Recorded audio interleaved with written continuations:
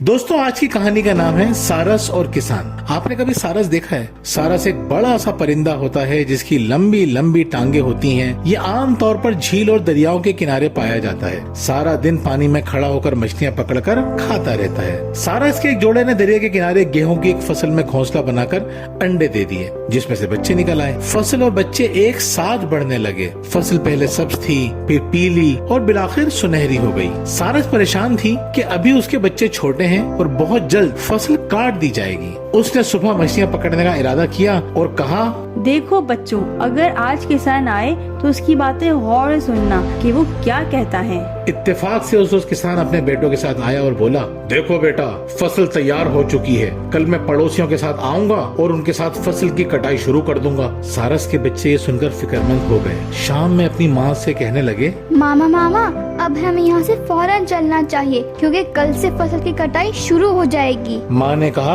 अभी उसे कटने में देर है, तुम परेशान ना हो। यही हुआ। कई दिन गुजर गए और फसल काटने कोई नहीं आया। फिर एक दिन किसान अपने बेटों के साथ दोबारा आया और फसल देखकर बोला, अब फसल मुकम्मल तौर पर तैयार हो गई है। कल मैं अपने भाइयों के साथ आऊंगा और कटाई शुरू कर दूंगा। बच्चे ये सब सुन रहे थे, बहुत ज्यादा डर गए। जैसे ही माँ को देखा, फौरन भागते हुए आए और पूरी कहानी सुना दी। सारस बोली, अभी तुम लोगों को डरने की जरूरत नहीं है, अभी वो लोग नहीं आएंगे, इसलिए फिक्रमंद नहीं हो। इस बार भी ऐसा ही हुआ। कोई भी फसल काटने नहीं आया। 3 दिन बाद किसान अपने बेटों के साथ एक मर्तबा फिर आया और फसल देखकर बोला, फसल तैयार हो चुकी है और अब तो इसके दाने भी गिरने लगे हैं। अगर अब भी इन्हें नहीं काटा तो सारी फसल बर्बाद हो जाएगी। कल हम आएंगे और खुद काटना शुरू कर देंगे। शाम में सारस आई तो सारस के बच्चों ने जब ये बात अपनी माँ को बताई तो माँ ने कहा, सुबह होते ही यहाँ चलने की तैयारी करो क्योंकि ये जगह अब खतरे से खाली नहीं है। किसान समझ गया है, अपने काम करने के लिए दूसरे पे भरोसा करना नहीं चाहिए। अगले दिन जब सूरज निकल रहा था तो एक तरफ से सारस का खानदान खेत छोड़कर जा रहा था तो दूसरी तरफ से किसान अपने बेटों के साथ फसल काटने आ रहा था। प्यारे बच्चों, जो लोग अपने काम के लिए दूसरों के आसरे पर रहते हैं, उनके काम हमेशा अधूरे रह जाते हैं, और जिनके काम अधूरे रहते हैं उन्हें जगह जगह बेइज्जती और शर्मिंदगी का सामना करना पड़ता है। जो शख्स अपना वक्त जाया करता है वो कभी भी